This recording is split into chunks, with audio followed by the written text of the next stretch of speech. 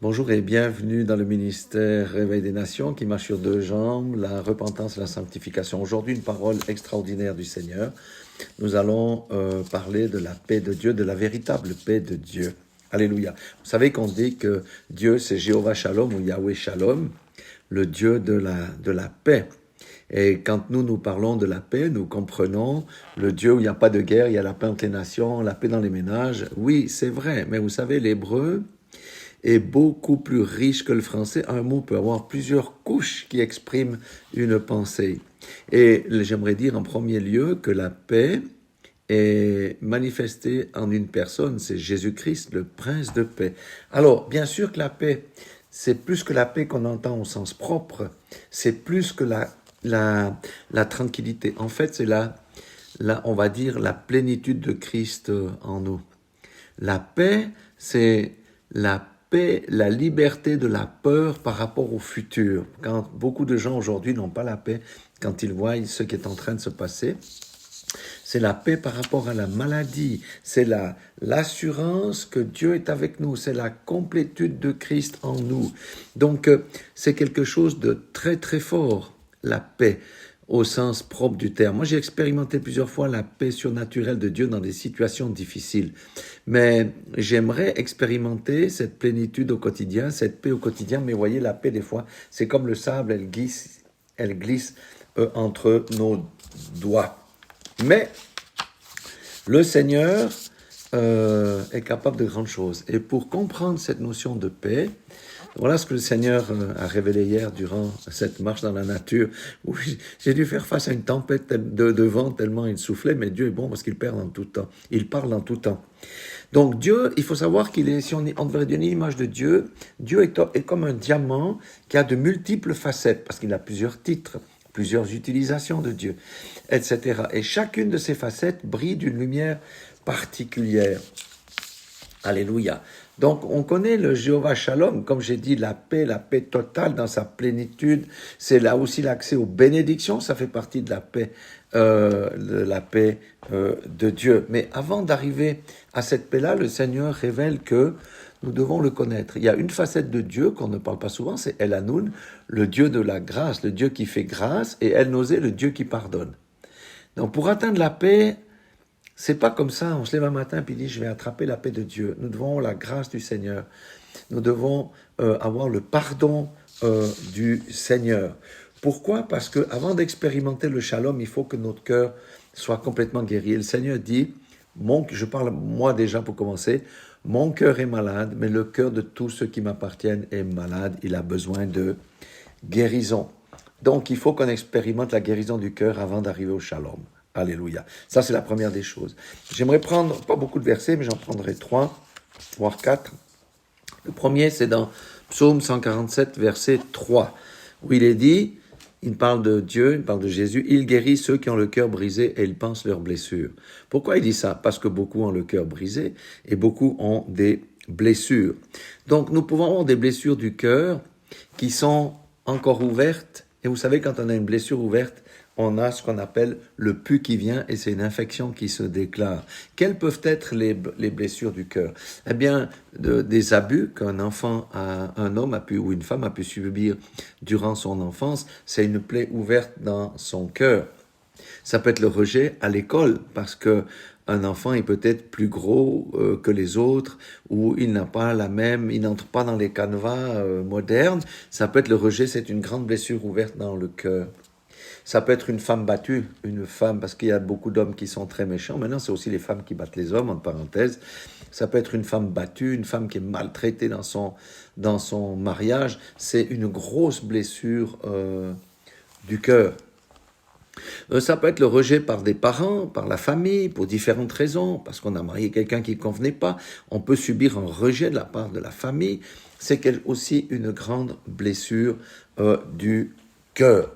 Donc ce sont des blessures qui sont occasionnées par autrui à cause de la méchanceté de la langue, à cause de la méchanceté de leurs actions. Pour bien illustrer le propos, je vais vous montrer 3 photos. Ça, c'est un problème que j'ai eu quand j'étais en tournée en Afrique. Alors quand même à 6 heures de la capitale, donc c'est de Yaoundé au Cameroun, c'était pas neutre. Vous voyez que là je porte des chlapettes en rouge, je pouvais plus mettre de souliers parce que j'avais quelque chose qui s'est déclaré ici, j'en ai témoigné ça lors de ma première vidéo, comment Dieu m'a sauvé la vie. Donc ça c'est une blessure ouverte qui n'a pas été traitée. Bon, quoique là, j'avais quand même trouvé un médecin qui m'a donné 3 antibiotiques, mais qu'est-ce que je vais faire avec 3 antibiotiques? Donc, ça s'est ensuite envenimé, et vous voyez la rougeur qui est là, c'était comme ça jusqu'au genou. Donc là, quand je suis rentré à Yaoundé, j'ai avancé mon vol de 3 jours de retour en Suisse pour être soigné au CHUV, et les gens ne croyaient pas quand je suis arrivé au CHUV, et il a fallu traiter, il a fallu ouvrir. Je vous montre ça, c'est assez dégueulasse, mais pour montrer que, dans le fond, ils ont dû m'ouvrir là, au-dessus de la cheville, pour sortir un jus noir, 2 décis et demi, quelque chose comme ça, et dont les analyses ont démontré qu'on ne savait pas ce que c'était. Donc voilà. Mais le médecin m'a quand même dit, vous êtes bien chanceux, parce que normalement, on ne comprend pas comment vous êtes en vie aujourd'hui, parce que vous n'avez eu aucun symptôme lié à ce genre de choses, et normalement, cette infection qui était dans le pied aurait dû se répandre dans le reste du corps et causer une septicémie.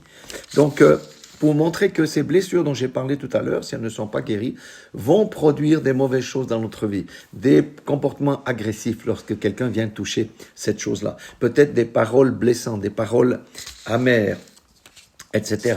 Donc, nous devons faire attention. Le Seigneur dit, beaucoup d'entre nous, nous avons des blessures du cœur. Ça peut être, par exemple, la perte d'un enfant, ça peut être la perte d'un conjoint, ça peut être différentes choses, ça peut être la perte d'un papa ou la perte d'une maman aussi. Ça provoque des blessures. Et beaucoup de personnes ont des blessures comme ça dans le cœur. Et le Seigneur dit, vous avez besoin de guérison. Alléluia. Alors, la guérison, qui est la guérison? C'est Jéhovah Rapha, une autre facette du diamant qui va irradier quelque chose, qui va irradier la guérison. C'est Jéhovah Rapha manifesté en chair en Jésus-Christ. Parce que il a dit ici au psaume 147:3, il guérit ceux qui ont le cœur brisé, il pense leur blessure. C'est une des facettes de Dieu révélée en Jésus-Christ, le Dieu de la guérison. Et le Seigneur dit, nous avons besoin de la guérison dans nos cœurs. C'est parce que on a des choses qui subsistent dans nos cœurs qu'on ne peut pas accéder complètement au shalom, à la paix que j'ai citée tout à l'heure, que Dieu veut nous donner. Vous savez, j'ai parlé de la paix divine, il y a la fausse paix, l'ONU est censée mettre la paix dans le monde, mais qu'est-ce qu'il y a? Ça ne marche pas. Des gens disent, mais j'ai la paix. Non, ils n'ont pas la paix parce qu'ils se reposent sur leur propre richesse, mais un krach boursier arrive et la paix part. Mais la paix de Dieu reste toujours. Quand je vous ai montré ces photos-là, est-ce qu'on peut être... sur la première photo que j'ai montrée, j'étais relativement tranquille, j'ai pris mes antibiotiques. Mais quand il y a eu le développement... Là, vous pensez que j'avais la paix dans le cœur. J'avais pas trop la paix, mais j'avais la foi. Je disais, je ne mourrai pas, je vivrai, je ne mourrai pas, je vivrai. Alléluia. Mais le Dieu nous donne la paix tranquille parce que j'avais quand même la conviction que non, je ne mourrai pas, je vivrai. Maintenant, le Seigneur donne une autre parole dans Proverbe 4:23. Donc, tout est centré aujourd'hui sur l'importance du cœur. Le Seigneur m'a parlé aussi, il a dit aussi, c'est ton cœur qui te qualifie, c'est notre cœur qui nous qualifie. Ce n'est pas nos talents naturels, ce ne sont pas nos dons de l'esprit, ce n'est pas notre assemblée que nous fréquentons, ce n'est pas la religiosité, ce n'est pas nos offrandes. Pourquoi? Parce que des gens peuvent faire des tas de choses en ayant un cœur qui n'est pas repentant, un cœur désobéissant et un cœur méchant. Donc ici, Proverbe 4:23, il dit « Garde ton cœur plus que toute autre chose, car de lui viennent les sources de la vie. » Alléluia. Et ça, c'est une parole importante. On doit garder notre cœur. Alors, imaginez que vous avez un jardin. Si vous le laissez aller n'importe comment, qu'est-ce qui va arriver? La mauvaise herbe va venir, des ronces et des épines vont venir, et à la fin, votre jardin sur lequel vous pouviez planter des choses, vous ne pouvez plus planter grand-chose. Donc, on a besoin de désherber, notre cœur a besoin d'être désherbé, être purifié. Qu'est-ce qu'on a dans notre cœur qui nous pose des problèmes? L'orgueil. Quelqu'un qui a de l'orgueil dans le cœur va produire du mauvais fruit. La médisance, les péchés de la bouche, c'est un mauvais fruit, c'est une mauvaise herbe. On a aussi différentes choses comme les impuretés sexuelles, Ça peut être une mauvaise herbe, la pornographie, par exemple, différentes choses. On a différentes choses qu'on doit nettoyer de notre cœur. La jalousie. Vous savez que la jalousie peut conduire au meurtre. Et là, je parle du cœur du chrétien. Je ne parle pas de celui qui n'est pas régénéré. Nous avons tous, le Seigneur dit qu'on a des choses dans notre cœur qui doivent être nettoyées, qui doivent être enlevées. L'amour de l'argent, la pingrerie, c'est de l'idolâtrie. Ça doit être arraché de nos cœurs. Alléluia. C'est pourquoi on a besoin de faire une introspection du Seigneur. Alléluia. Et le Seigneur va le faire. Il va nous nettoyer, va nous purifier, mais il faut qu'on aille devant lui avec notre problématique. Et ça, c'est la repentance. C'est crier à lui parce qu'on ne veut plus que ces choses-là se passent dans notre vie. Alléluia. Combien de fois nous laissons aller les choses au lieu de crier à Dieu, je ne veux plus de tel vice, je ne veux plus de tel vice, délivre-moi de ce vice, je reconnais, je pose mon état de cœur, mon cœur est méchant, mauvais. Tu dis dans ta parole que le cœur est méchant par-dessus tout, qui connaît les profondeurs du cœur, etc., etc. Alors, nous connaissons les choses qui sont des mauvaises herbes que nous avons dans notre cœur. Je connais les miennes. C'est pourquoi la repentance, c'est pas le remords, hein. La repentance, c'est crier à Dieu pour que cette chose soit ôtée. Ça veut dire qu'on va abandonner cette chose-là. Et lorsqu'on crie à Dieu comme ça, le Seigneur nous donne la force d'abandonner. Ça peut être la cigarette, ça peut être la pornographie, ça peut être la médisance, ça peut être toutes ces choses qui encombrent notre vie. Parce que quelqu'un qui vit avec un jardin qui est encombré, un cœur qui est encombré, est-ce qu'il peut jouir de la plénitude de Christ? Est-ce qu'il peut jouir de la plénitude du shalom? Non, il ne peut pas. C'est pas possible. C'est pourquoi le Seigneur, hier, quand je me baladais, m'a fait clairement comprendre que on a des blessures du cœur qui ne sont pas de notre faute parce que c'est des choses qui ont été faites à notre endroit, mais on a aussi des mauvaises herbes qui produisent du poison dans nos cœurs. Donc, il faut nettoyer cette chose-là comme le ferait un jardinier qui s'occupe de son jardin. Alléluia. Maintenant, il y a une troisième chose que le Seigneur fait remarquer. Il dit que parmi mes enfants, il y a des gens qui sont dans des prisons spirituelles. Alors, qu'est-ce que ça veut dire être dans une prison spirituelle? Une prison spirituelle, c'est quand on a un maître qui domine sur nous. Par exemple, la pornographie. Les gens qui sont pris dans la pornographie sont dans une prison spirituelle parce que c'est un péché honteux qu'on n'ose pas tellement parler, ou c'est un péché caché qui se fait en cachette et le diable peut nous bastonner parce que après avoir consulté les sites où il faut pas mettre ses yeux, eh bien la culpabilité vient. Le non-pardon est une grande prison spirituelle. Il y a des gens qui ne savent pas pardonner, qui n'arrivent pas à pardonner, et le non-pardon occasionne de très mauvais fruits dans dans le cœur de quelqu'un. Peut être aussi, ça peut être des choses liées à la sorcellerie. On vous a maudit, on a maudit quelqu'un. Ici, je sais, en Europe, quand on parle de ces choses, on ne croit pas. Mais quand on voyage et qu'on va sur le terrain, on voit qu'il y a des gens, bien qui ont cru au Seigneur, sont dans des prisons spirituelles qu'il s'agit de détruire. Parce que le Seigneur a tout accompli, mais nous devons prendre la victoire qui est en Christ pour nous débarrasser de toutes les malédictions qui ont été posées sur nous, parce qu'il est mort au bois et il a pris toutes nos malédictions sur lui. Mais il faut que le Seigneur nous révèle aussi de quelles malédictions et de toutes ces choses.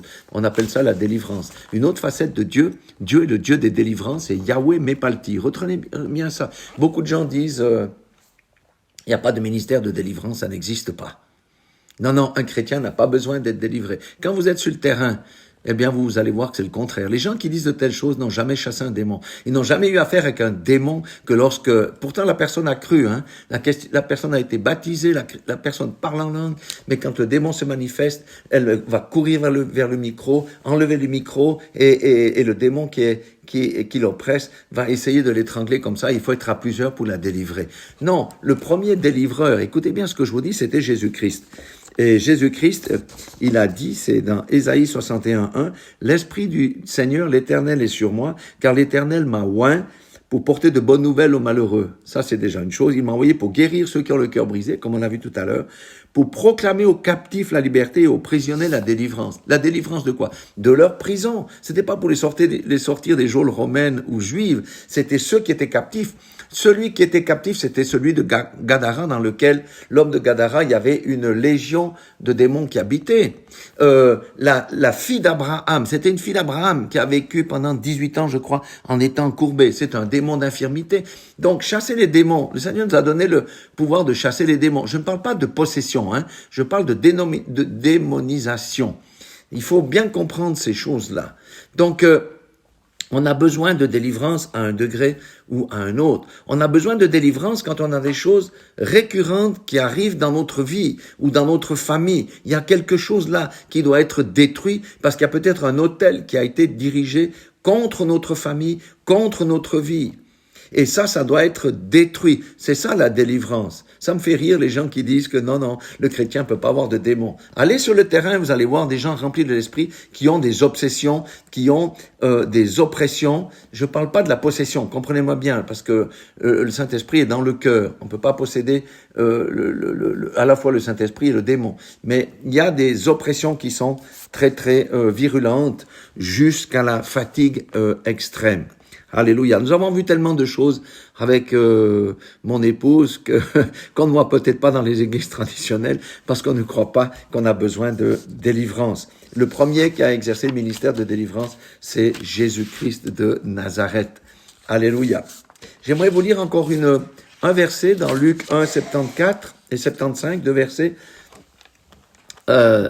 Ici, il est rappelé que Dieu avait fait une promesse, un pacte, une alliance avec Abraham.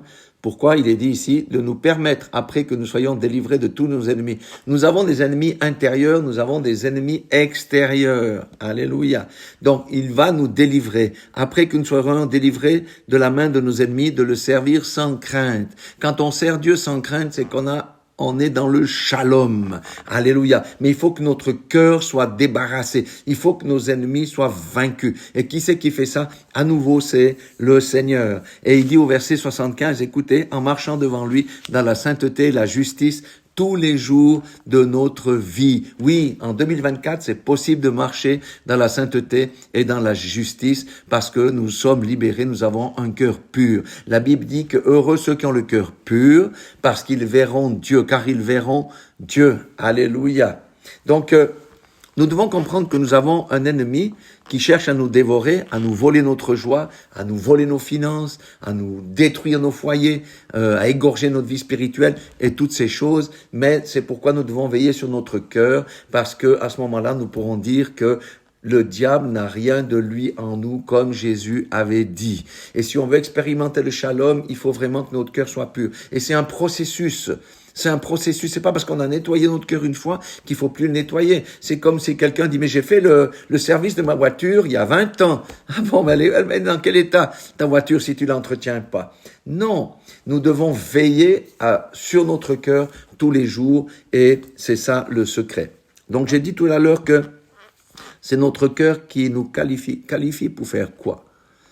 Qualifie pour faire la volonté de Dieu. Nous qualifie pour faire quoi? Pour être les Noé de notre génération aujourd'hui qui sont appelés à briller au milieu d'une génération perverse. Si on veut dégager une belle lumière autour de nous, il faut que nos cœurs soient dégagés. Parce que si notre cœur est encore encombré, notre lumière va être petite et notre témoignage sera petit. Mais plus nous dégageons ces choses de notre cœur, le Seigneur dit, vous serez mes témoins. Alléluia. Donc, si nous voulons expérimenter véritablement la paix dans les jours qui vont venir, dans les années qui vont venir, eh bien, nous devons veiller sur notre cœur, véritablement. Et c'est Dieu qui le fait, le nettoyage. La sanctification, on doit coopérer avec l'Esprit de Dieu qui nous montre nos vices, qui nous montre les choses que nous devons laisser, mais Dieu va le faire et nous expérimenterons une paix qu'on n'a jamais expérimenté. Et ça, c'est juste glorieux. Voilà ce que je voulais partager avec vous. C'est le shalom est disponible. La plénitude de Christ est disponible pour qui veut entrer dans ces choses-là. Alléluia. Soyez tous bénis. Je vous aime. Dieu vous aime. Et sachez que la plénitude de Christ en nous est tout à fait disponible. C'est une question de cœur et que c'est le cœur qui nous qualifie. Soyez tous bénis dans le nom puissant de Jésus-Christ de Nazareth.